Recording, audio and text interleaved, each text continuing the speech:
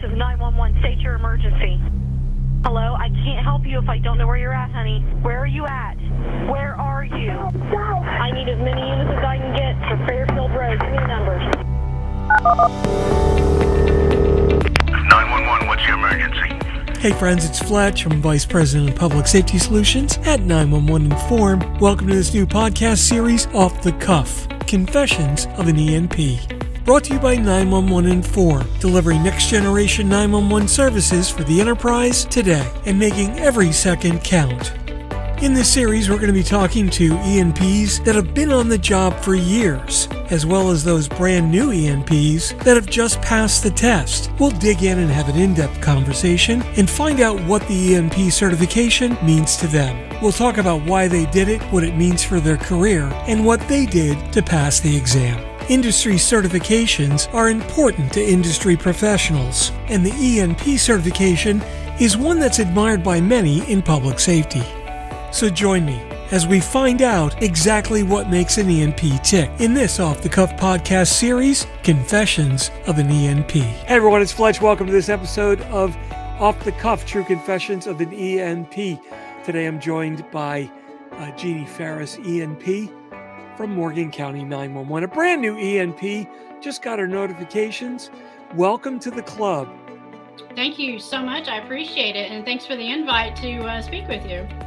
No problem. You know, it's whenever I see somebody from Alabama, it's like it's a great opportunity to throw Dan Wright under the bus with more dirt that I can uncover.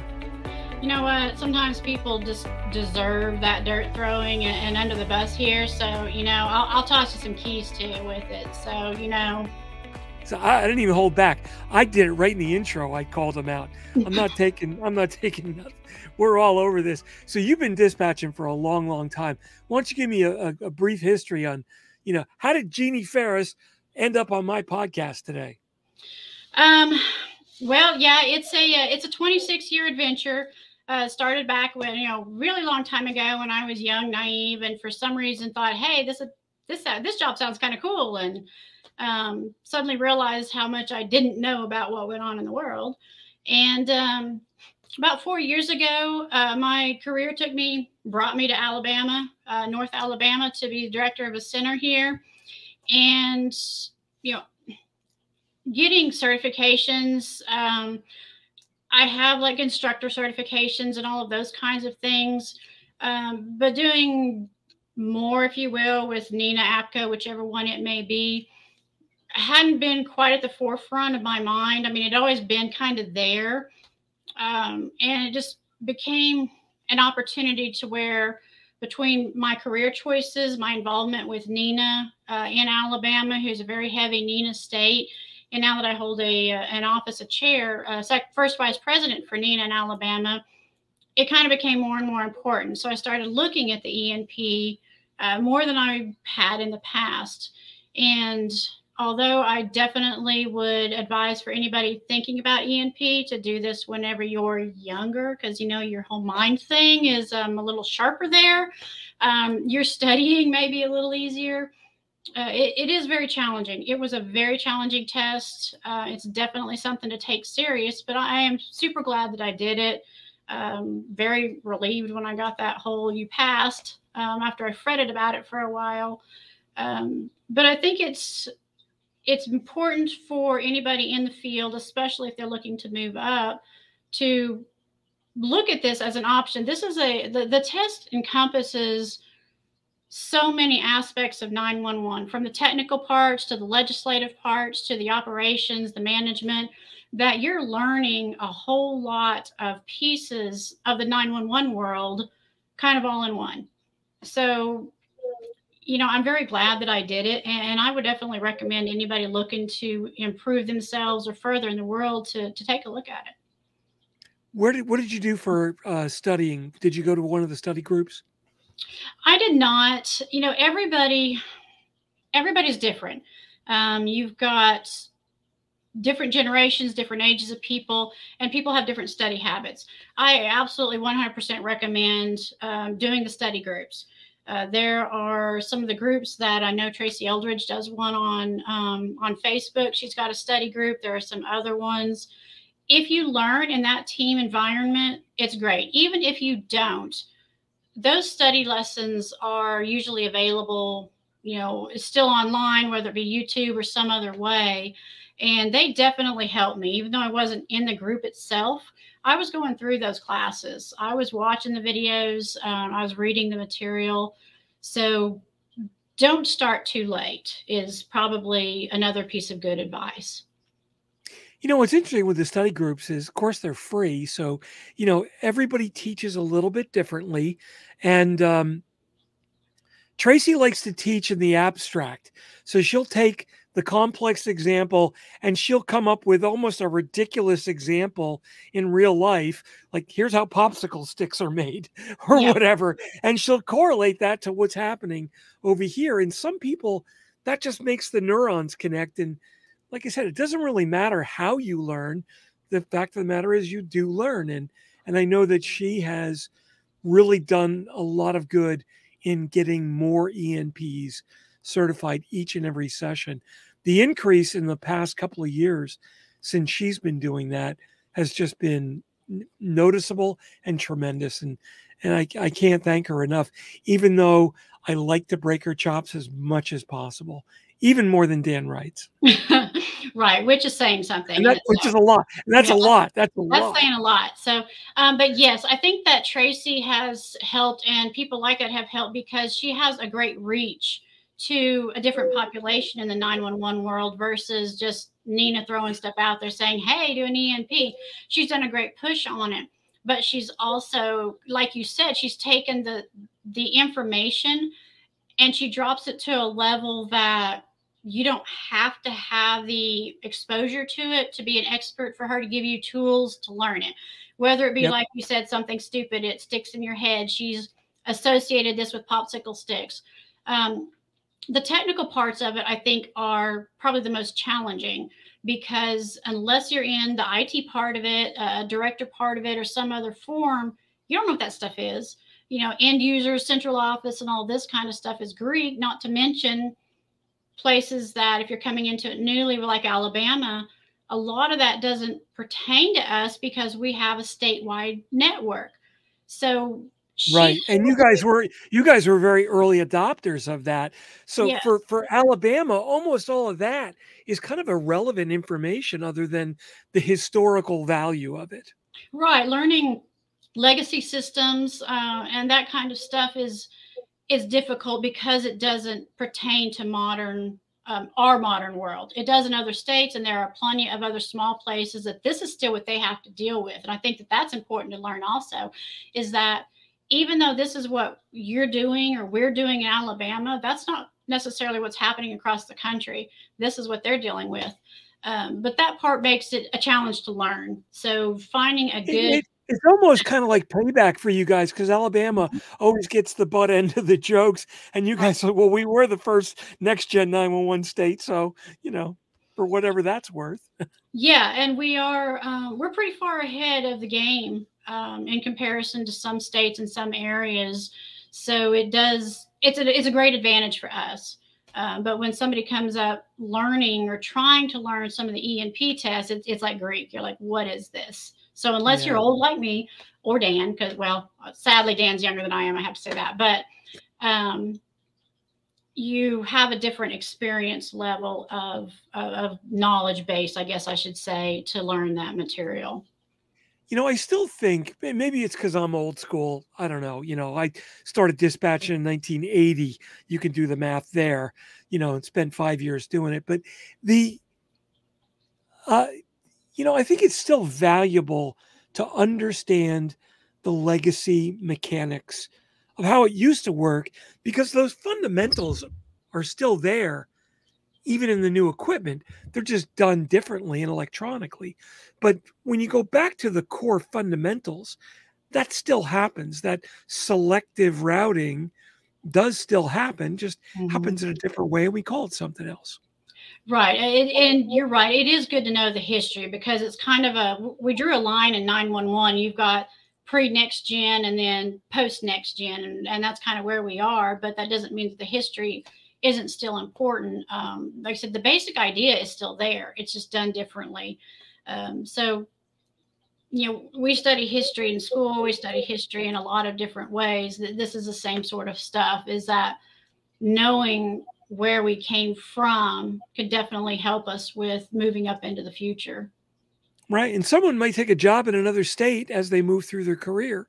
So an ENP is an emergency number professional. You know the whole thing, top to bottom. You just you can't go be a knee doctor and not learn the other stuff. It's like you learn everything. And if you want to specialize on knees, then you go do that. But that's an afterthought. So it is important to know everything. What do you find the toughest part of that test was for you? I think knowing what to study, because the test is all encompassing. Of course, you can buy the book, which is out of date about the time you buy it. And it's not necessarily a fault of NENA's. It's just the fact that we're changing that quickly. There was a question on the test that there's no way it would have ever been in that book. It was a very recent legislative development, and it was on the test. So I think the most challenging thing for anybody is you've got to figure out what is your strong parts that you kind of already know, and what are your weak parts, so that you can focus on those weaker parts. But learning what to study, I think, is the biggest challenge. Yeah. Well, I don't know if you're referring to it or not, but when we sat down and wrote the tests for this year, we made sure we included questions on 988, because we knew that during the testing period, that was going to go active, and we knew what it was going to be. And in fact, it very rarely happens, but this year we had one particular question got challenged because an inordinate number of people got it wrong, but got it wrong with the same answer. And that gets flagged saying, hey, look at this. Is that question not right? Are the answers too obscure? And sure enough, it wasn't that the answer was obscure. The question wasn't asked as clearly as it should have been, which we determined that, you know what? The rational person had a lot of good reasons for choosing this, which was not correct. So that particular question was rescored with 2 correct answers. Do you know that made the difference in 2 people's test? Brought them from a fail 104 to a pass 105. Yeah, and but that's the crazy system, on there. the checks and balances we had worked, and that was the important part that we were pleased with. Yeah, it is important, because when you guys make questions, I mean, you're talking about a 150 question test, those types of things, because you're not you're looking at it from this position, and this person taking the test is looking at it from here. So it's great that you guys do those checks and balances, because you're going to come across stuff sometimes it makes sense to you, but then it may not make sense to some other people. So it's great that you're recognizing that. Well, a lot of people ask me all the times, like, Fletch, how come I have to pay NENA all this money to take the test? And you say, well, it's really the costs of administering the test, because they're done by PTC, Professional Testing Corp. Well, why do we have to hire PTC to administer a test?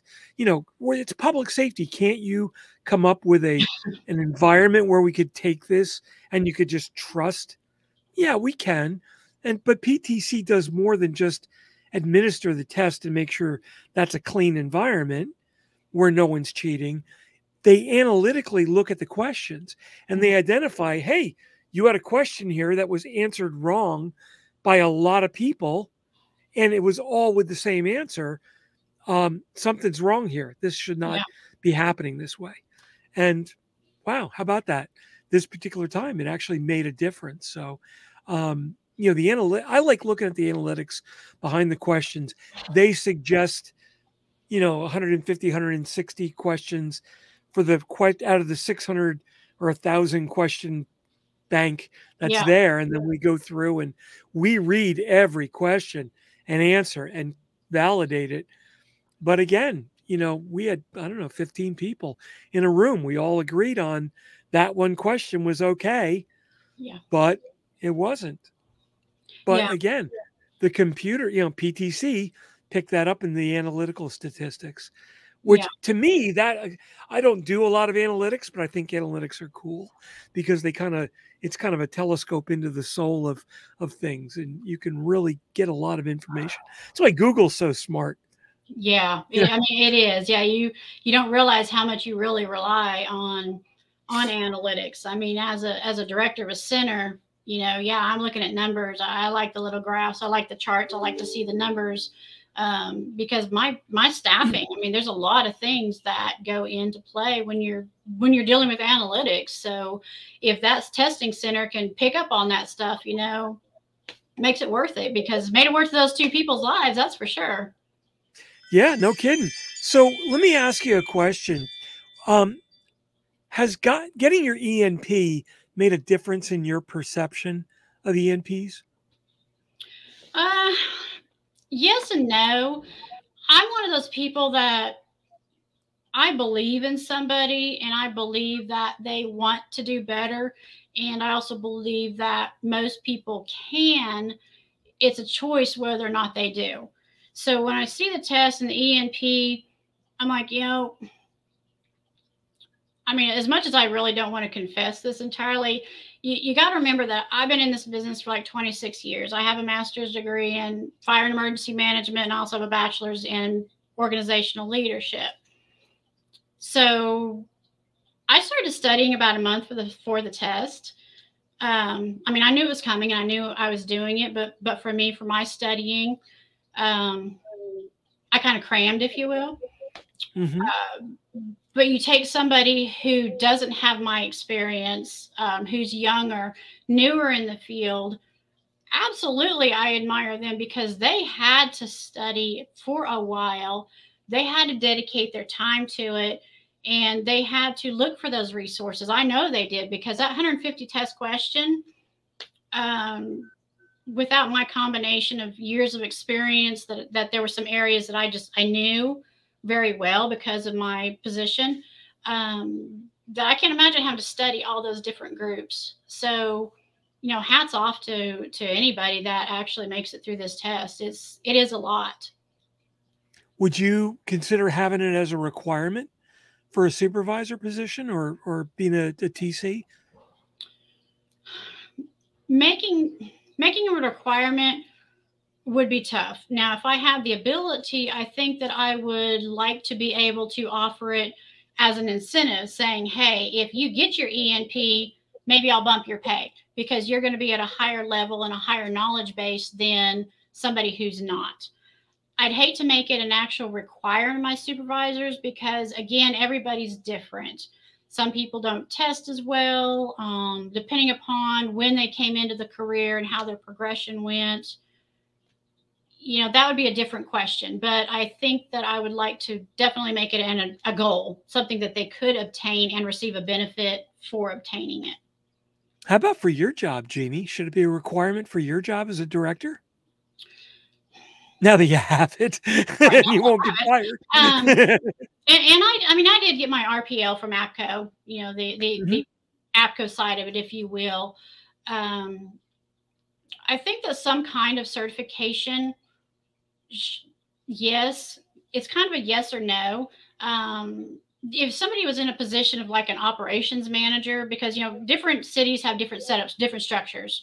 For me, I'm the director, I have a deputy, and goes down from there. But from a large center, their director, there's a lot of times that those directors have never taken a 911 call in their life. And it actually happens in centers here. It's not just a large city kind of thing. So making them have it, part of me says yes, because you don't have to know how to do the job necessarily to be a director of it. But it helps in this world to understand why your people act the way they do, what they're concerned with, what's important to them. So if you pushed it in that way, I think you'd get directors that had a lot better understanding of the 911 world in general and not just people managing. For anybody who's like at an operations level, operations supervisor, operations manager, something along that line, who deals directly with operations, I can see an ENP, RPL, some sort of certification for that, because then that they have at least some knowledge or some background to be able to pass the test to get it. Yeah. So like me, you've been around this industry since the emergency number was just one. Right. Didn't even have the 911 in front of it. But the heck, when I was dispatching, 911 existed, but not in my town. What do you think the biggest value to you this has been? Because obviously, like you said, you didn't really have to cram, or you could cram and not have to spend the months and months studying. And some people spend 6 months studying for this because it is so much to learn. And if you don't even have the fundamentals down, boy, it's a big elephant to eat. Yes. So I don't want to call you an old hat, but to an experienced hat in the industry, does it have a value to you at this stage in your career? I think yes and no. I mean, it's anything that you learn has value, period. I mean, you're learning something that automatically makes it have value. I mean, is it going to further my career as far as getting another position or something? Probably not at this point in the game, but just as personal, yes, because there are definitely things I'm reading through there, studying. I'm like, I didn't know that. You know, who That's knew? good. Actually, that's good though. Yeah. So it's any education is great. So yes, it gave me an opportunity to take a look at some things I may not have looked at quite so much before, and been like, oh, look at that. So yes, it's definitely valuable. It's valuable to anybody, regardless of how long you've been in the field. You're learning something, you know, even if all you need is to be able to say you did it. There you go. But yeah, it's beneficial because I definitely learned some things in some areas that I was not very familiar with. Well, you know, I mean, and as technology progresses in our centers today, there are going to be new technology, even though you dispatched and did it for a while, there's new technologies that are available today that probably weren't available or commonplace back then. Text to 911, multimedia, video, all of this new stuff coming in, that certainly wasn't around. You know, that's going to have an impact on your current staff and your future staff. So if you don't have an understanding of the policies, the procedures, the capabilities, the non-capabilities of some of this, the perceptions and misperceptions, you can't be an effective manager. Let me ask you about multimedia and next gen, because you're going to probably start to see that early on from other centers because of where the next gen network is. What do you feel about the impact of your staff is going to have when they start to get the option of getting video in and seeing some things that, you know, I mean, now we're dealing with, oh my gosh, you know, it was my neighbor that called, to, oh my gosh, there's my neighbor, you know, with grotesque injuries, or maybe even a family member. Well, we have a little bit of a taste of just that. One thing that I will say is that even though I'm a director here at the center and stuff, I still pick up shifts in there. We're short-handed, we're short-staffed. You know, I've dispatched for years. So if I got to go in there and work, I go in there and work. It also gives me an understanding a little bit of what my people are going through with changes that I've made. We did do a demo on a video capable software for about a year. And there was a ton of conversation about this. And I'm big on mental health for dispatchers and for 911 workers. It wasn't available to me when I was, you know, in the area or in the field and stuff. It was one of those things of, you're aware that they're just like, come on, you got calls to do. Doesn't matter how you felt about it. So I believe in trying to, you know, combat that for our newer members and stuff. And when we have this video, it is exactly what you talked about. They have coping mechanisms built for what they hear. Now, we all know that what you picture in your mind is probably 10 times worse than what it actually was, but your coping mechanism is built for what you hear.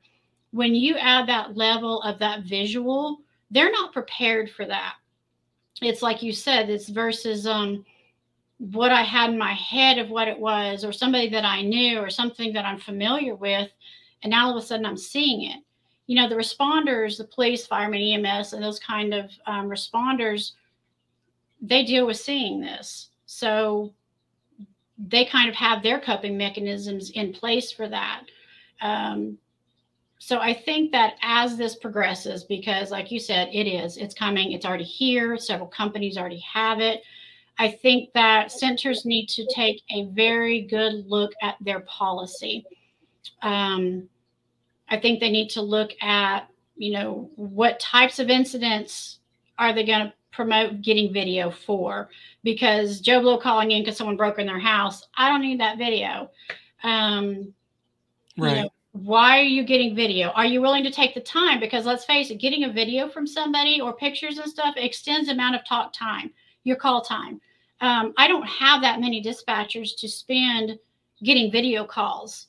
We got to move on to the next call. We got calls coming in. So how important is that video to get versus being nosy? Okay, let's face it. I've been doing this a long time. Dispatchers are nosy. And you know what? That's fine. That's their closure. You think? Yeah, right. But that's their closure. I mean, that they're trying to exactly. And so that's just what it is. But how do you prepare them for this? I think that a center, you need to think about when you're going to use video for what types of things. Preparing your dispatchers. Don't just bring it on and say, hey, look, we can get videos. It's cool. Because at some point it's not going to be. And what are you going to do when they do see something or take a call that rocks them to their core, if you will? What's your intervention process? What's your critical incident stress? There's a lot of parts to it that need to be addressed, I think, before centers seriously take this in. Because let's face it, not every caller is sane either. It's not just the fires and the gross stuff. Somebody going to call and you're going to see stuff that you just can't unsee. And, it's going to be somebody. Oh, yeah. You that's going to happen. Right. Hi, it's been 4 hours. Yeah. Okay. Right. Here's interested. a full frontal view. Yeah. You got to be prepared for them to be dealing with that. Oh, sure. It's coming. And I think that people need to start preparing for it sooner rather than later, but they also need to look at the whole big picture of it. You brought up an interesting point, Jeanie. First responders on the road, they see this and they probably can't talk to callers effectively because that's not their function. And you've got call takers receiving the calls and dispatching it, and they don't get to see it. So seeing it is affecting them. Now, when I was dispatching, I was also a special officer. So I was on the road sometimes and I was taking calls. And there were things that I ran into. We responded one night to a domestic with a gunshot. And we walk in the house, the front door is open. We walk in, and in the living room, there on the wall is just this splattered mess of dripping stuff. I'm like, oh God, that's a headshot, and this ain't going to be pretty. The guy had taken the dog food dish and thrown it against the wall. And that's what I was looking at, was dog food. But I thought that was his wife's head, pretty much. And for a second, I mean, it wasn't, so I didn't experience. But for a second, I'm like, gulp. That's, that was that was somebody at one point. But it went away fairly quickly. But and again, it was funny afterwards when it wasn't. And I've seen other stuff, but maybe I was desensitized. Do we need different training where we expose the dispatchers to say, this is what it looks like in a controlled environment to desensitize them a little? Yeah, you've got it. It's kind of depending upon, every center is different with their training and how they train new people. One of the things that I know we do, and I think that any place should do, is when they bring someone in and they're kind of training, hey, this is 911 calls. If they're not from this world, a lot of times you play them calls so that they can hear, and that's how you learn. And it may be the same type of thing that you start working with your employees to prepare them for this. Now, there's always going to be those calls, just like you get on the phone call, that you can't prepare them for. You've got people that have triggers. You know, there's a whole lot of different things. But if you can get them to where their mind is at least thinking about, hey, how am I going to see this? And there's also a whole lot of difference between officers or whoever's sending up still shots, because we've all seen crime scene photos, you know, we're all like, ooh, look at that, versus seeing the real thing. Because, you know, seeing the results of an accident that I may have taken a call on where some people's heads got cut off or whatever, and you get the pictures of it, is a whole lot different than somebody first on scene calling 911 about it, and that first visual aid. You're feeling that person that's calling, their stress, their fear, whatever it may be. How do you train on that emotion?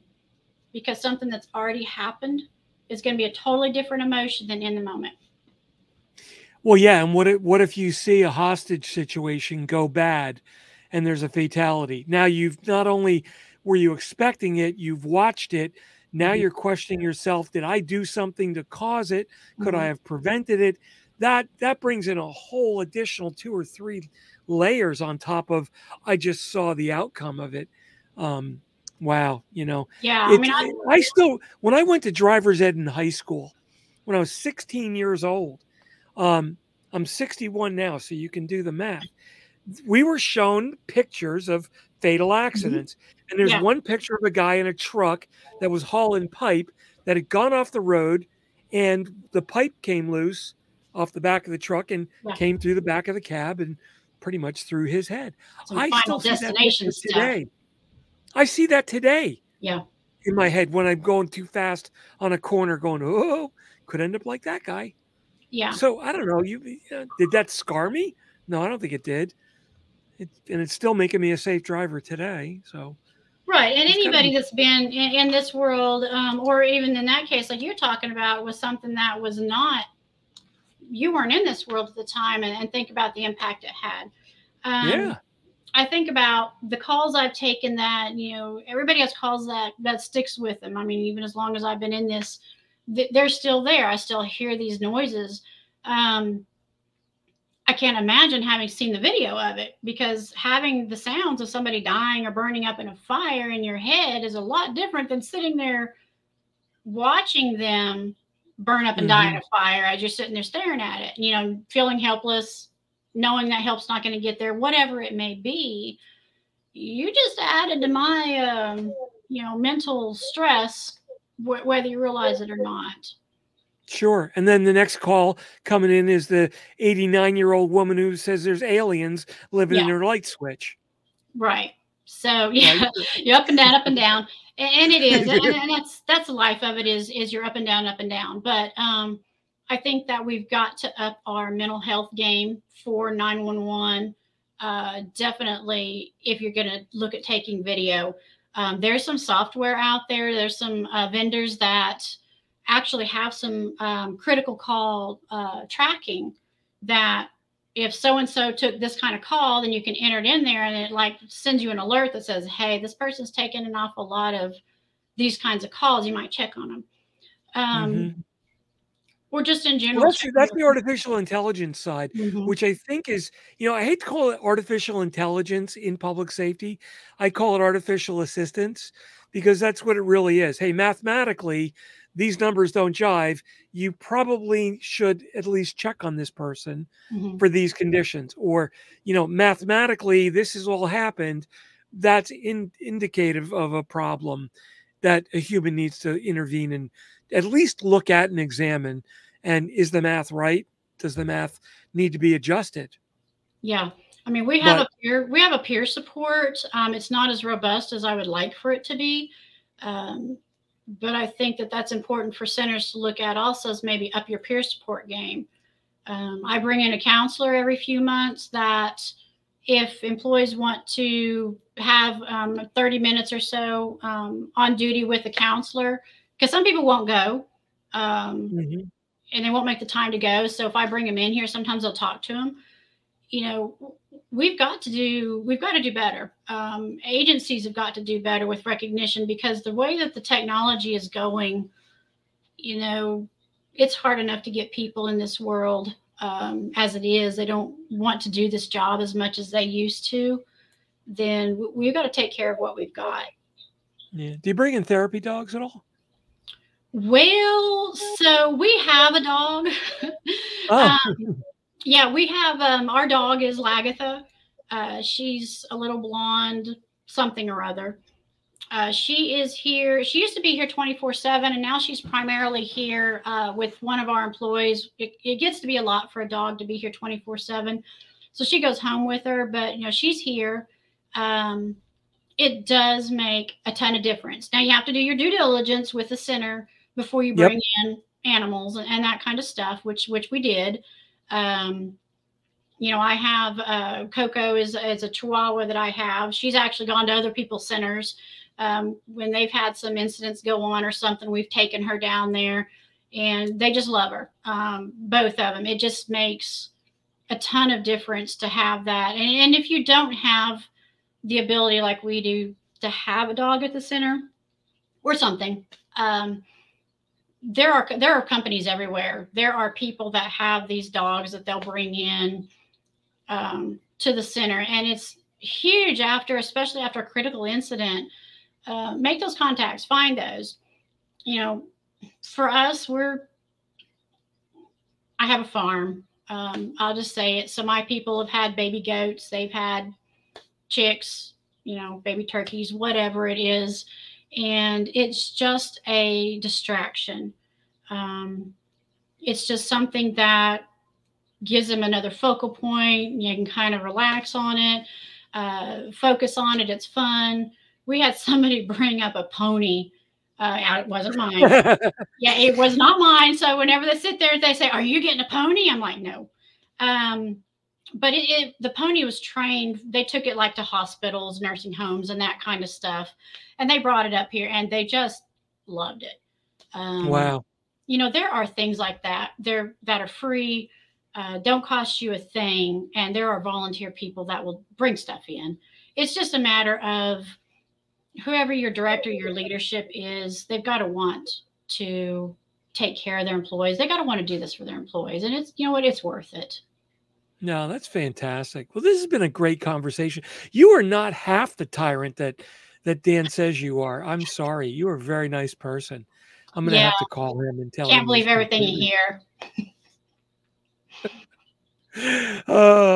Before we started, I said Dan is my target on this call. So thank you very much. Thanks. Let me just check that one right off the list. Yeah. No, listen, thanks very much. I really appreciate it. Thanks for your long, dedicated career to 911. It's people like you on that side that have the commitment to stay in the industry that long in a management position. And really, I can tell you're really somebody who care about your people, because that's your job, is to care for your people and make sure you're delivering that to your constituents. And, the County of Morgan is very lucky to have you. Well, thank you. I very much appreciate it. And did I read that correctly for your boss? Yeah, right. Hey, I'm just going to edit the video, so that's all it says. Yeah. On there. But no, yeah, really. I mean, yeah, I love what I do. Still, it's still a passion of mine. And so, yes, it's still very important. I love it. Yeah, no, fantastic. Well, congratulations on your brand new EMP status. Use it in good health. And, I hope it makes a difference in your career, and I hope it makes a difference in the careers that you influence and inspire going forward, because, boy, I would have loved to work for somebody like you. Well, thank you very much. All right. Well, listen, have a great day, and we'll look forward to sitting down with you again in a year or so and see where you take all this. Absolutely. Thank you again. Okay, Jeanie, have a great day. Thanks. Take care. Well, that wraps up this episode of Off the Cuff, Confessions of an ENP. I'm Mark Fletcher, ENP, and I'm the Vice President of Public Safety Solutions at 911 Inform. Off the Cuff is sponsored by 911 Inform, delivering next-generation 911 solutions to the enterprise today and making every second count. Visit them on the web at 911inform.com. Remember, you can follow me on Twitter at Fletch911. Check out all my blogs and podcasts at Fletch.tv. And be sure to like and subscribe below. That way you'll be immediately notified whenever a new podcast is published. Thanks so much for listening. If you're in public safety, thanks for what you do. Take care and have a great day.